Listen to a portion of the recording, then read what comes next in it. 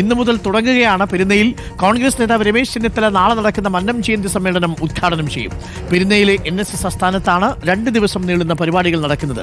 അഖില കേരള നായർ പ്രതിനിധി സമ്മേളനത്തിൽ general secretary G. Sukumaran Nair സ്വാഗതവും വിശദീകരണവും നൽകും. MM രാകേഷ് ചേരുന്നു കൂടുതൽ വിവരങ്ങളുമായി.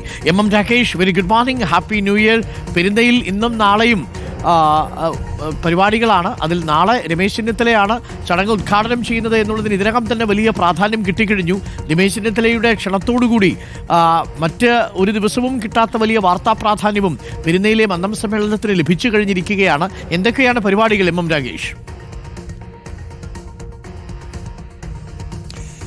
ഡോക്ടർ അരുൺകുമാർ, ഇന്ന് രാവിലെയാണ് മന്നം ജയന്തിക്ക് തുടക്കമാവുന്നത്. 148ാമത് മന്നം ജയന്തിയാണ് നടക്കുന്നത്. ഇതുമായി ബന്ധപ്പെട്ട അഖില കേരള നായർ പ്രതിനിധി സമ്മേളനമാണ് ഇന്ന് നടക്കുന്നത്. നാളെ നടക്കുന്ന പരിപാടിയിലാണ് രമേശ് ചെന്നിത്തല പങ്കെടുക്കുന്നത്. നമുക്കറിയാം, രാഷ്ട്രീയമായി ഏറെ പ്രാധാന്യം നൽകുന്ന ഒരു കാര്യം തന്നെയാണ് രമേശ് ചെന്നിത്തലയുടെ NSSന്റെ ആസ്ഥാനത്തേക്കുള്ള വരവ് എന്ന് പറയുന്നത്. 11 വർഷങ്ങൾക്ക് മുൻപ് താക്കോൽ സ്ഥാന വിവാദമുണ്ടായിരുന്നു. ഈ വിവാദത്തിൽ രമേശ് ചെന്നിത്തലയ്ക്ക് വേണ്ടി ഏറ്റവും ശക്തമായി വാദിച്ചത് G. സുകുമാരൻ നായരായിരുന്നു.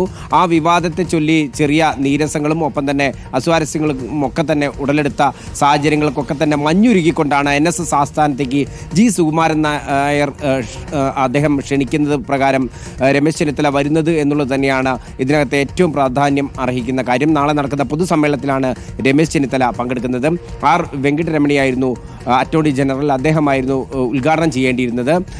അത് മാറ്റി അസൗകര്യം അറിയിക്കുന്നതിനെ തുടർന്നാണ് രമേശ് ചെന്നിത്തല ഉദ്ഘാടകനാകുന്നത്.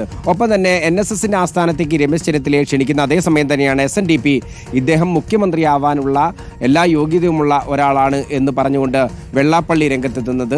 അതുകൊണ്ട് തന്നെ ഏറെ രാഷ്ട്രീയ പ്രാധാന്യമാണ്. ഇരു സമുദായ സംഘടനകൾക്കും സ്വീകാര്യനാവുന്ന വ്യക്തി എന്നുള്ളത് തന്നെയാണ് ഈ ഒരു NSS ആസ്ഥാനത്തേക്കുള്ള രമേശ് ചെന്നിത്തലയുടെ വരവോടുകൂടി ശ്രദ്ധേയമാവുന്നത്.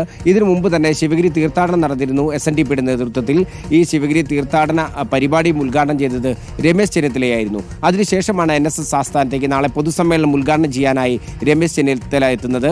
ഏതായാലും നാളെ രാവിലെ മുതൽ പുഷ്പാർച്ചന നടക്കും. മറ്റു പരിപാടികൾ ഇന്ന് പ്രതിനിധികളുടെ സമ്മേളനമാണ് നടന്നുകൊണ്ടിരിക്കുന്നത്. അരുൺ, ഓക്കെ, എന്തായാലും പെരുന്നയിൽ പരിപാടികൾ നടക്കുകയാണ്. മന്നം ജയന്തിയോടനുബന്ധിച്ചുള്ള പരിപാടി നാളെ ഉദ്ഘാടനം ചെയ്യുന്നത് രമേശ് ചെന്നിത്തലയാണ്.